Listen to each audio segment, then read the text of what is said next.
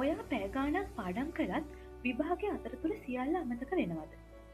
පිළිතුර ඔව් නම් ගැටලුව ඔයාගේ බුද්ධියේ නෙවෙයි. ගැටලුව තියෙන්නේ ඔයා පාඩම් කරන ආකාරය කියලා මම ඔයාට කියනවා. අද වීඩියෝ එකෙන් ඕනෑම සිසුවෙකුට සැබවින්ම ක්‍රියාත්මක වන සරල අධ්‍යයන උපදෙස් මම ඔයත් එක්ක බෙදා ගන්නම්. හැමෝටම ආයුබෝවන්. SL Gans Productions අපේ YouTube channel එකට ඔයාව සාදරයෙන් පිළිගන්නවා. SL Gans Productions අපේ channel එක මගින් අපි අධ්‍යාපනය, අධ්‍යයන සහ ශිෂ්‍ය ජීවිතය වැඩි දියුණු කිරීමට අවශ්‍ය සරල ක්‍රම ගැන කතා කරනවා. එසේම මේ වීඩියෝ මාලාව හරහා ඔයාගේ උනන්දුව කැපවීම වැඩි කිරීමටත් අපි උත්සාහ කරනවා. ඉතින් ඔයා ඒ වගේ මොටිවේෂනල් වීඩියෝස් නරඹන්න කැමති නම් ඔයාට පුළුවන් අපේ කලින් වීඩියෝස් නරඹන්න. ඉතින් මේ වීඩියෝ එකෙන් ඔයාට වඩා හොඳින් ඉගෙන ගැනීමට සහ ආතතිය එහෙමත් නැත්නම් ස්ට්‍රෙස් එක අඩු කර ගැනීමට උපකාරී වන පහසු සහ ප්‍රායෝගික අධ්‍යයන පුරුදු මම බෙදා ගන්නයි යන්නේ. පළවෙනි ටිප් එක. සෑම දිනකම පුරුද්දක් ලෙස පාඩම් කිරීම.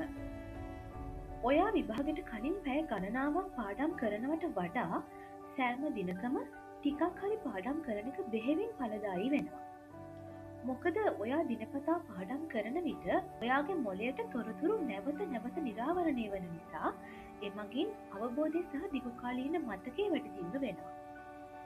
මේ නිසා මේක ඔයාගේ විභාග ආතතිය අඩු කරනවා.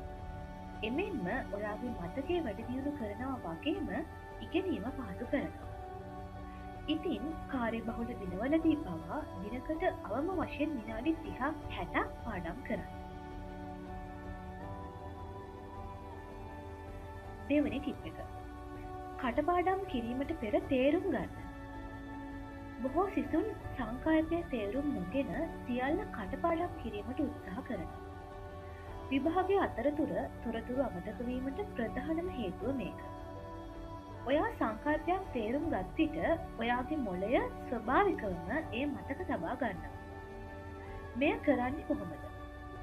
ඔයා ඔයාගෙන්ම ප්‍රශ්න කරන්න මෙහෙම වෙන්නේ ඇයි සහ මෙහෙම වෙන්නේ කොහොමද කියලා. ඒ වගේම සැබෑ ජීවිතයේ උදාහරණ ලබා ගන්න. ඊට පස්සේ ඔයාගේම වචන වලින් සංකල්ප මාතෘකා පැහැදිලි කරන්න. මේකේ සරල රීතිය තමයි ඔයාට ඒක සරලව පැහැදිලි කරන්න පුළුවන් නම් ඒක ඔයාට වැටහෙනවා කියන දේ. තුන්වෙනි ටිප් එක. අවධානය වෙනතකට යොමු කරන දේවල් ඉවත් කරන්න. විශේෂයෙන් ජංගම දුරකථන. ඔයාට පාඩම් කරන්න තියෙන කාලය කොච්චරක් වුණත් වඩා වැදගත් වෙන්නේ ඔයාගේ අවධානය. එහෙමත් නැත්නම් ඔයාගේ ෆෝකස් එක. ඔයාගේ ෆෝකස් එක වෙන පැත්තකට යොමු වුණාම ඔයාගේ මනසට නිසි ලෙස ඉගෙන ගන්න අපහසු වෙනවා.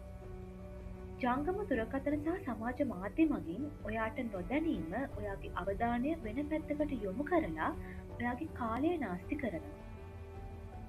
මේ සඳහා ඔයා කරන්න ඕනේ මොනවද? පාඩම් කරන අතරතුර ඔයාගේ ජංගම දුරකථනය ඈඩ් කරලා තබන්න. ඒ වගේම නොටිෆිකේෂන්ස් ඕෆ් කරලා තියාගන්න. වැදගත්ම දේ තමයි පාඩම් කරන්න නිස්කලංක ස්ථානයක් යොදා ගන්න එක. එතකොට අඩු කාලයකින් වුවත් වැඩි හා ඵලදායී ඉගෙනීමක් වාට ලබා ගන්න පුළුවන්. හතරවෙනි ටිප් එක. කෙටි සටහන් හා පුනරීක්ෂණය. කෙටි සටහන් ඔයාට ඉක්මනින් පුනරීක්ෂණය කිරීමට සහ ප්‍රධාන කරුණු මතක තබා ගැනීමට උපකාරී වෙනවා. නිතිපතා පුනරීක්ෂණය මතකයේ ශක්තිමත් කරන අතර විශ්වාසයද වැඩි කරනවා. ඒ නිසා ඔයාගේම වචන වලින් ප්‍රධාන කරුණු ලියන්න. බුලට් පොයින්ට්ස්, රූප සටහන් භාවිතා කරන්න. ඒ වගේම දිනපතා සහ සතිපතා පුනරීක්ෂණ කටයුතු වල යෙදෙන්න.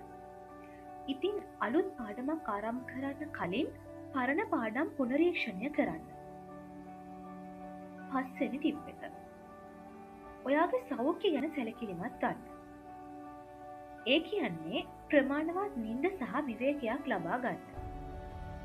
නිසි විවේකයක් නොමැතිව අධ්‍යයන කටයුතු වල යෙදීම ඔයාගේ මොළය වෙහෙසට පත්වීමට සහ මතකයේ දුර්වල වීමට හේතුවක් වෙනවා.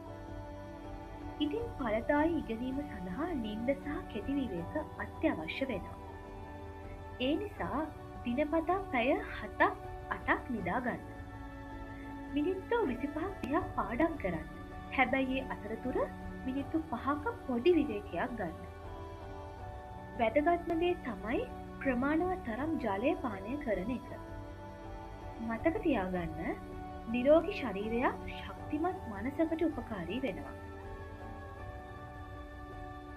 ඉතින් මට කියන්න අවශ්‍ය වුණේ සාර්ථකත්වය ලැබෙන්නේ එක් විශාල උත්සාහයකින් නෙවෙයි.